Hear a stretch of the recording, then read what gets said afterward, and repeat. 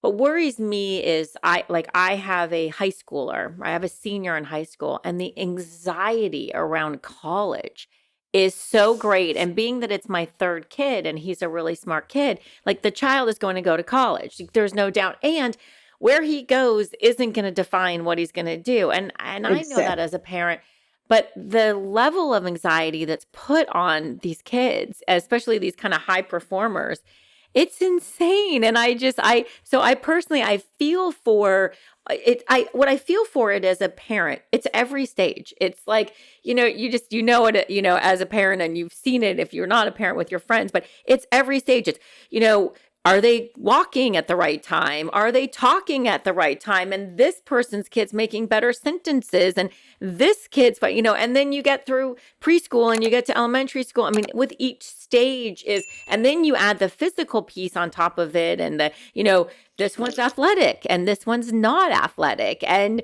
so there's just so many places in life. It feels like you could have a inherent natural disposition to anxiety, and then you can layer on it maybe some sacrifices or circumstances in your life that could make you even feel more anxiety. And then there's just life itself, which can be anxiety provoking. But I love what you said earlier about this isn't life or death, and this isn't, fight or flight. But yet I think we sometimes make it, and I'm going to stop my rant here in a second, I promise. But No, no, keep going.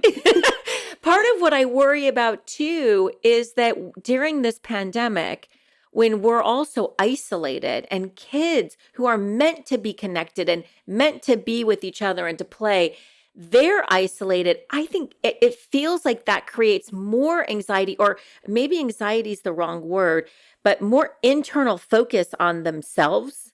That's almost not as normal, as there's not as much kind of natural buffering of kind of feedback, and just it's a lot of time to ruminate, if you want, about whatever it is. Like my kid would be college, where I don't think normally if you're in school and with friends you have less time to focus. So I that was a long-winded question, really, but I'm just curious if, as we've gone on and expectations have been greater, is that creating more anxiety?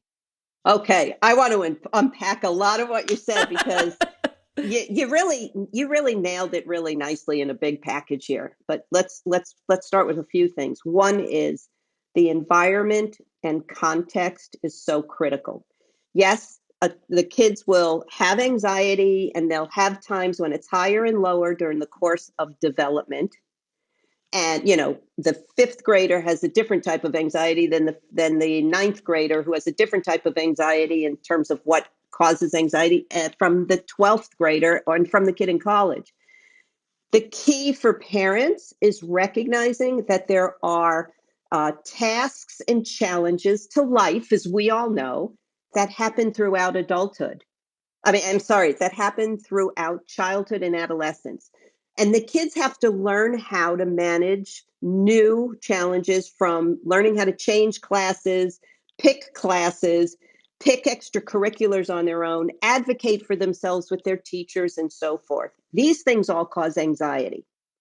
So, helping kids to problem solve, not giving them the answer and telling them how, and not judging them for whether they do something that's, doesn't work out well.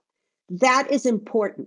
And you will have your child with you, telling you what's going on and asking you for your guidance all the way through, if you refrain from judging and trying to over control or over protect them. They'll come home and they'll say, this happened and I chose X and it didn't work out. What do you think? Can I do Y or Z? And you could say, yeah, let's weigh that. All right. So that's a key to helping them learn how to overcome things and helping them to learn how to manage anxiety and not develop a dependency on you, or the idea that I can't do things. Because they've got to change all the way through the environments, the context, everything gets mixed up and moves along. It gets more complex from elementary to middle to high school to college and beyond.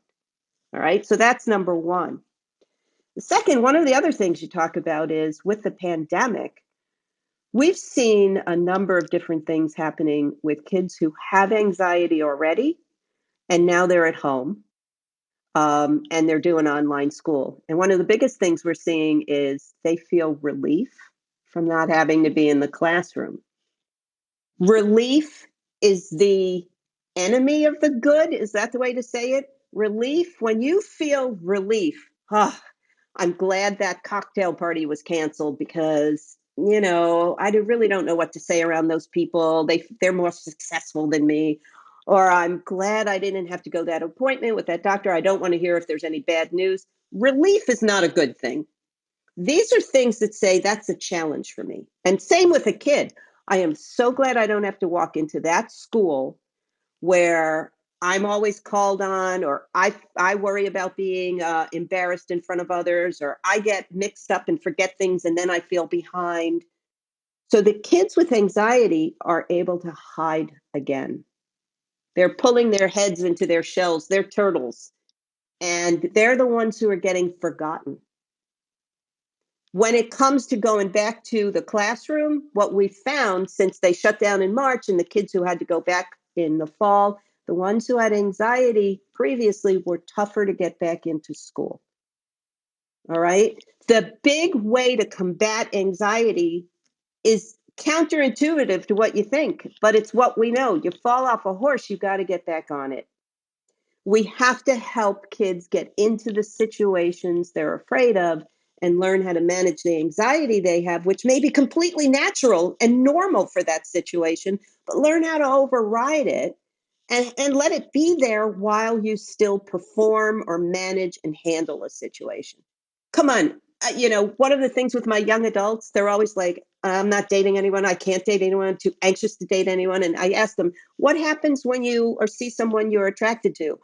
I want to talk to him, but I get these butterflies and I feel like I'm going to vomit and I'm all sweaty. And I'm like, you want that feeling? That's called attraction. And oh my gosh, you know, it is anxious. It's anxiety, yeah, but our nervous systems can only do one certain thing, and you want to ride that. So they use those kinds of feelings, the feeling when you get called on, that feeling, they use that as a signal for, I've got to avoid this. When we know if they stuck with it and that person they're attracted to talks back to them and they talk to them and there's a conversation and let's have lunch and whoop, whoop, it leads to things. If they give the talk and they get feedback and they improve and they keep going, if they keep with it and ride that wave, then they're surfing in a really great way into these situations. But even a surfer will tell you it's still shaky, but they ride it. And that's what we want our kids to learn how to do. So being out of school and being on Zoom has not been helpful to the kids with anxiety. So we're doing different things to get them connected and staying, in contact with friends, with peers, with teachers, so that they'll ease into school again when it opens up full time.